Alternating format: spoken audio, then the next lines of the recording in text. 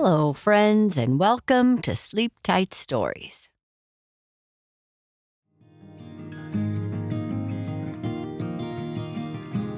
Nicole went and visited the attic to see what her mother had been talking about. She found a journal belonging to her great-grandfather and decided maybe it is time to tell her mother about all the stuff that has been happening. Will her mother believe her? Nicole tells her everything, and then they take a walk to the garden. Nicole and the Box in the Barn, Part 9.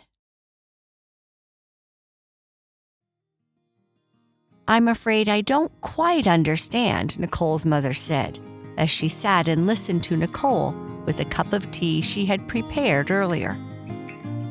"I get that you feel the garden is a magical place. I feel that way about the farm in Prince Edward Island." "No, Mom, I mean it literally. The garden is magical. There is no other way to explain it. The space went from like this stinky weed-filled bumpy place to lush flowers and vegetables practically overnight," Nicole said. "Nicole, I know you have been working hard in your garden, and knowing how hard you work, you likely made some progress. But I don't think you need to exaggerate. When I look out there, all I see is that ever-present fog and tall grass. It's still a bit wild over there." "I don't know why you don't see what I see, Mom. Maybe you need to come and see it with me." Okay. What about this key you mentioned? And a door? That sounds mysterious. It doesn't open to some storm cellar or something like that, does it? I wouldn't want you going into a place like that alone," her mother said with concern. "No, it's in the garden. I didn't notice it the first day, but when I went again, it was there at the far end of the garden, all surrounded by vines and flowers and stuff. It wouldn't open on its own, and I thought maybe it just led to an old barn or something that was now covered by soil. Except, when I went to get the key and tried to open the door, it opened." "Well, that's what keys do, sweetie," her mother said, now wondering where all this was going. "Mom, I'm being serious," Nicole said, getting a little bit frustrated. "I'm sorry, Nicole. Please continue. I'm listening." "I opened the door and, well, I stepped through. What was on the other side was like the place I had just left, except newer and fresher. All the buildings, except for some that aren't here, were practically brand new. And there were animals, and they have cows so they don't have to buy their milk in a store, and I met Angus." "Who is Angus?" Nicole's mother asked, starting to get concerned. Nicole had always had a brilliant imagination, something she had gotten from her father, but this was becoming a bit much. "Angus is the boy I met after I walked through the door. I think we are friends now, even though we are very different. He has never been anywhere and is very curious about life in a big city. I met his mother, and she dresses quite differently than we do, but she bakes amazing bread," Nicole said, trying to fit in as many words in one breath as possible. "You went to a neighbor's house? You should have told me, Nicole." "No, Mom, it was this house, but I guess maybe it was this house a long, long time ago? And I think the stuff I found in the attic might talk a bit about what I have seen through the gate. We should look through it." "Nicole, sweetie, I know moving here hasn't been the easiest for you. You left your friends in Montreal and have not been in touch with them much since we arrived. That will improve. The internet company said they will be by to install our internet any day now. And I know you didn't want to move here in the first place. It was a really hard decision for me, too. I also loved Montreal, but this is a great place to live, and I am sure you will come to love it just as much as our old home in time. So you don't need to make up all these stories about magical gardens and doors that lead to somewhere else. I do understand." Nicole felt frustrated. She knew what she had experienced and needed her mother to understand. "Mom, please, I'm not crazy." But she wasn't actually 100% sure of that. "Why don't you come with me to the garden and see for yourself? I promise I'm not making this up. The only way you'll believe me is if you see it with your own eyes." Her mother sighed. "It's a bit late to tramp around in the garden, and all the bugs will be out." "It will only take a minute," Nicole said. "All right, Nicole, let's go take a look. I still think you might be letting your imagination run wild." Nicole jumped up and went to the back porch to put on her sneakers. Her mother seldom wore anything other than sandals when it was warm. She led her mother out the back door and across the grass towards the garden. The fog was still clinging to the edges of the garden, but Nicole knew what lay beyond. The warm light of the setting sun bathed everything in a glow, making the flowers and plants appear even more colorful. As they walked, the air was filled with the sweet fragrance of blooming flowers, mingling with the earthy scent of the soil. As they got closer to the garden, the fog started to clear. Nicole's mother looked around, her expression shifting from skeptical to curious. "See, Mom? Look at how different it is now," Nicole said, waving her arm to encompass the lush, colorful scene before them. Her mother paused, taking in the sight of the garden.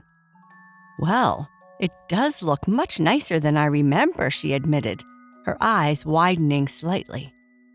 "You have done remarkable work here. You can't see any of this from the house at all, but I still don't see anything magical about it." "Come with me further into the garden," Nicole said. She led her mother to the center, where they were surrounded by flowers and bushes of all colors. Roses, sunflowers, daisies, and many others she couldn't even name were in full bloom. The petals glistened in the fading sunlight, appearing almost magical. Nicole's mother inhaled deeply, taking in the rich, natural smells that seemed so much more intense than before. Birds chirped happily in the trees, and bees buzzed from flower to flower. Nicole pointed to a row of vegetables, tomatoes, carrots, and beans, that looked ready to be picked. "Look at those, Mom. They weren't here yesterday," she exclaimed. Her mother reached out to touch a sunflower, its large golden petals soft under her fingertips. "This is incredible, Nicole. I've never seen anything like it," she whispered, her voice filled with awe. "This is nothing short of amazing. At first, I thought maybe you might have worked incredibly hard and managed to bring back to life something that already existed. We've done that before in the old corner of our yard in Montreal when you were still in diapers. We cleared out the weeds and gave the flowers more room to grow, but these plants should not be blooming. And the tomatoes? I'm at a loss," her mother said as she scanned the garden. "But that's not all. This is amazing, but there is so much more," Nicole insisted, taking her mother's hand and pulling her towards the corner of the garden where the wooden doorway stood. It was surrounded by tall bushes and flowering plants, just as she had described. The flowers seemed to glow in the fading light, their colors bright and welcoming.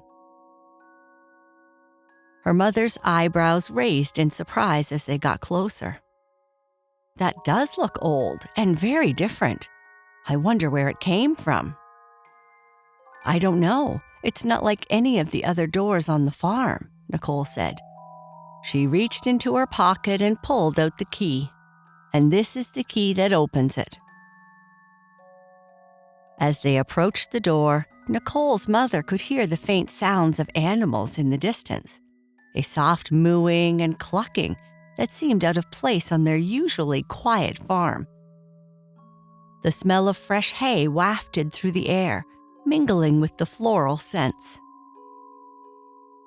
Nicole inserted the key and turned it. The door creaked open, revealing the same vibrant, lively farm that Nicole had stepped into before. Her mother gasped, stepping back in shock. "Nicole, this can't be real," she stammered. "It is, Mom. Step through with me, you'll see." Nicole held her mother's hand tightly, and they stepped through the doorway together. The air shimmered slightly, and suddenly, they were standing in a world that looked like their farm but newer, fresher, and alive with activity. Her mother's eyes were wide with wonder as she looked around. "I can hear the animals. And the buildings. They're so new," she whispered. Nicole nodded. "See, Mom? This is what I was trying to tell you. It's like we've stepped back in time." Standing there, they could see the farmhouse in the distance, with a faint light glowing in the windows. They could just make out people sitting around a table eating dinner together. It looked cozy and warm, and Nicole could almost hear the clinking of dishes and the soft murmur of their conversation. Nicole's mother stood very still, taking in the scene. "This is amazing, Nicole," she whispered. "It's like we've stepped into a different world." "I told you, Mom, it's like magic. Everything looks so new and alive here."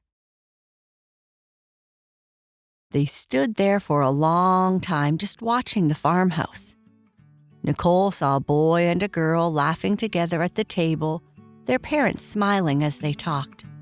It made her think of stories she had read about old times when families worked and ate together every day. "Do you see the boy, Mom? That's Angus. He's the one I met," Nicole said, pointing towards the farmhouse. Her mother squinted to see better. "Yes, I can just make him out. Are you sure we haven't fallen asleep watching a TV show?" she laughed. Each time I experienced something new in the garden, I would pinch myself to make sure I wasn't asleep in bed dreaming. Nicole's mother pinched her cheek. "I think I am awake," she murmured. Nicole's mother looked around the farm, taking in all the details. The barn was bright and sturdy, not old and broken like in their time. The fields were full of healthy crops, and she could hear the animals in the distance, their sounds mixing with the gentle evening breeze. "This place feels so different," Nicole said. Her mother smiled, squeezing her hand. "It does feel that way, doesn't it? It's wonderful, but it's getting late. I need time to try and understand what we just experienced here. We should probably go back home, to our home." Nicole didn't want to leave this magical place, but knew her mother was right. "Okay, Mom, let's go back." They turned and walked back towards the door. As they stepped through, Nicole took one last look at the beautiful, lively farm. The door creaked softly as it closed behind them, and the shimmering air faded away, bringing them back to their own time. Standing in their own garden again, everything felt quieter and still. The flowers and vegetables were there, but it wasn't the same. The magic of the other place lingered in the air around them, like a warm memory. "Thank you for showing me, Nicole," her mother said, hugging her tightly. "I believe you now. This garden really is special." Nicole hugged her back, feeling a mix of happiness and wonder. "I'm glad you saw it, Mom. There's so much more I want to explore." Her mother nodded. "We will, Nicole. Together, we'll discover all the secrets of this magical garden." And that's the end of this part. Good night. Sleep tight.